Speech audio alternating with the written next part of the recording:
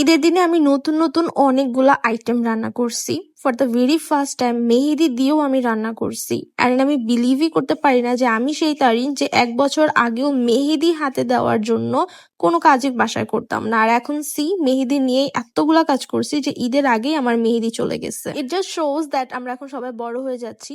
But এটার আরেকটা রিজনও ছিল। রিজনটা হচ্ছে আমার আম্মু রিসেন্টলি সিক, মানে তার হাত পুড়ে গেছে রমজানেই। সো আম্মু এত বেশি কাজ করতে পারে না। সো ম্যাক্সিমাম কাজ দেখা যাচ্ছে আমাদের বোনদেরই করতে হয়। সো চলো তোমাদের দেখাই ঈদে কি কি আমরা রান্না করছি। At first fruit custards on public demand, cause কিছুদিন আগেও আমি বানাইছি অ্যান্ড আমার পরিবারের সবাই এটা অনেক পছন্দ করেছে। ফ্রুট কাস্টার্ড তারা কখনোই এত বেশি পছন্দ করতো না, মানে আম্মুও কখনো বানাইতো না, বাট আমি ফর দ্য ফার্স্ট টাইম বানাইছি অ্যান্ড খেয়ে সবাই এত তারিফ করছে যে বলছে যে তাহলে ঈদের দিন সকালে জাস্ট মর্নিং ব্রেকফাস্টের জন্য এটা বানাও। আমরা ঈদের দিন সকালে একদমই হেভি কোনো খাবার খাই না, মানে নর্মালি ডেজার্ট আর আদার্স নর্মাল খাবারগুলাই আমরা খাই। সো আজকেও মেনলি আমরা এগুলাই খাবো। দ্যাটস ওয়াই আমি কাস্টার্ডটা বানায় রাখছি, কজ এটা সবার অনেক রিফ্রেশিং লাগে, প্লাস ঠান্ডা ঠান্ডা আইসক্রিমের সাথে সার্ভ করলে সবাই অনেক মজা পাবে খেতে।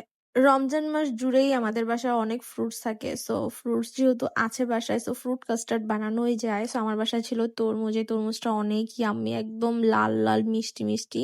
সাথে ছিল ২ রকমের আঙুর, তারপর ছিল স্ট্রবেরি, তারপর ছিল আরো অনেক কিছু। মানে আমি মোটামুটি সবকিছুই দেওয়ার ট্রাই করছি, কমলা, আপেল অ্যান্ড এভরিথিং, এক্সেপ্ট কলা, বিকজ আই হেট কলা। কলা আমার পছন্দ না, স্মেলটাই আমার পছন্দ না, আমার বমি আসে। সো এই জন্য আমি কলা স্কিপ করছি। আর এই যে আমাদের fruit custard ready. By the way সবগুলো ডেজার্ট আমি রোজা রেখে করছি। সো অনেক বেশি কনফিউজ ছিলাম যে মিষ্টি লবণ সব ঠিক হবে কিনা, বাট সবকিছু পারফেক্টলি ছিল আলহামদুলিল্লাহ, by the grace of almighty Allah. Second dish আমি বানাবো আজকে শাহি টুকরা। শাহি টুকরার জন্য আমার বাসা অলরেডি রুটি ছিল, মানে শাহি টুকরা বানাতাম না, কিন্তু বাসা অলরেডি রুটি ছিল। রোজার মাসে তো এত রুটি কেউ খায় না। সো এই জন্য ভাবলাম যে রুটিগুলো শুধু শুধু নষ্ট করে লাভ নাই, আমি শাহি টুকরা বানাই। এছাড়াও আমার বাসায় যেহেতু ক্রিম ছিল, দেন ড্যানিশ ছিল, এছাড়াও আরো ছিল কাস্টার্ড পাউডার। সো সবকিছু মিলে মনে হলো যে ঠিক আছে এই ডিশটা বানানোই যায়। বাইরে থেকে আমি শুধু বাদাম কিনে আনছি সো দ্যাট আমি সুন্দরভাবে ডেকোরেশনটা করতে পারি। এখন আমি বাটার অ্যান্ড ঘি সবগুলো মিক্স করে এগুলা ভেজে নিচ্ছি। তোমরা তেলও ইউজ করতে পারো, বাট আমি ঘি আর বাটারটা ইউজ করছি ফর দ্য স্মেল, খুব সুন্দর স্মেল আসবে এই জন্য।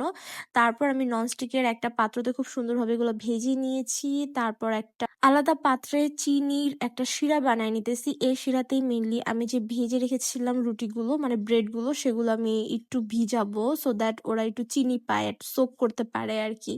অ্যান্ড নেক্সট আমরা মিল্ক মিক্সচার সেটা বানাবো। মিল্ক মিক্সচারটা বানানোর জন্য আমাদের লাগবে Danish, condensed milk and Dano cream, চিনি আর দুধের একটা, মানে গাঢ় করে একটু জাল দিতে হবে সো দ্যাট এটা একটু ঘন ঘন হয়ে আসে। তারপর সুন্দর মতো এটা একটু ঠান্ডা হতে দিতে হবে। তারপর ঠান্ডা হওয়ার পর এটা আমরা খুব সুন্দরভাবে ব্রেড যে ভাজাটা আছে সেটার উপরে স্প্রেড করে দিব। Last but not the least আমরা উপরে একটু বাদামের গার্নিশ করে এটা সার্ভ করে দিব। এটা কিন্তু সারা রাত আমরা ফ্রিজে রাখবো, তারপর ঠান্ডা হয়ে যাওয়ার পরে ঈদের দিন সকালে এটা আমরা পরিবেশন করব। আমার ২টা ডিশ বানানো শেষ। এখন আপু বানাচ্ছে চাউমিন আর কাবাব। চাউমিনটা অলরেডি শেষ, আমরা ফ্রিজে রেখে দিছি, আর কাবাবটা এখন আমরা বানাচ্ছি। সো লুক এট দ্য কাবাব। কাবাবটা অনেক বেশি মজা করে বানায় আপু। আমরা না কাবাবে একটু মাংসের পরিমাণ বেশি দেই অ্যান্ড তুলনামূলক ডালের পরিমাণটা কম দেই, দ্যাটস ওয়াই আমাদের কাবাবটা বেশি মজা হয়।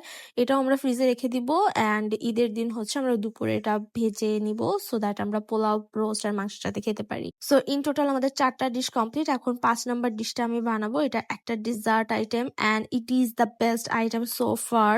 যেহেতু ঈদ কমপ্লিট হয়ে গেছে অ্যান্ড আমি ভয়েস ওভার আজকে দিতেছি, দ্যাট মিনস আমি এটা টেস্ট করে ফেলছি অ্যান্ড আমার সাথে সাথে আমার পরিবারের সবাই টেস্ট করছে। This is the tiramisu. এটা আমি অনেকদিন যাবত ট্রাই করতে চাচ্ছিলাম, বাট সব ইনগ্রেডিয়েন্টস বাসায় ছিল না। সো আমি গতকালকেই সবকিছু ইনগ্রেডিয়েন্টস নিয়ে আসছি এটা বানানোর জন্য and finally I am making this one. আম্মু ফার্স্টে কনফিউজ ছিল যেটা আমি কি বানাইতেছি, বিকজ আমি ইন ডিটেইলস আম্মুকে জানাই নাই যে এটা কি বা কেকের মতো বা কি না কি। আম্মু ওয়াজ থিংকিং যে আমি কেক বানাচ্ছি বিকজ সবকিছু ইনগ্রেডিয়েন্টসই কেকের মতোই ছিল। তারপর যখন দেখছি যে আমি বিস্কিট নিয়ে আসছি তখন শি ওয়াজ কনফিউজ যে কেকের কেন বিস্কুট লাগবে? তুমি কি কেকের মধ্যে বিস্কুট গুঁড়া করে দিবা? সো আই সেড ওকে আম্মু জাস্ট সি প্রসেসটা কি, তারপর তুমি দেখবা কেমন হয়। অ্যান্ড আমার এটা এত বেশি কনফিউজ ছিলাম যেটা কেমন হয়। অ্যান্ড লাস্টলি এটা এত সুন্দর টার্ন আউট হয়েছে। মেনলি এটা আমি সেট হইতে দিছি ওভার দ্য নাইট অ্যান্ড সকালে একদম ঈদের দিন এটা আমি কাটছি। কেটে সবার আগে মেহজাবিনকে ট্রাই করাইছি and she said it is amazing.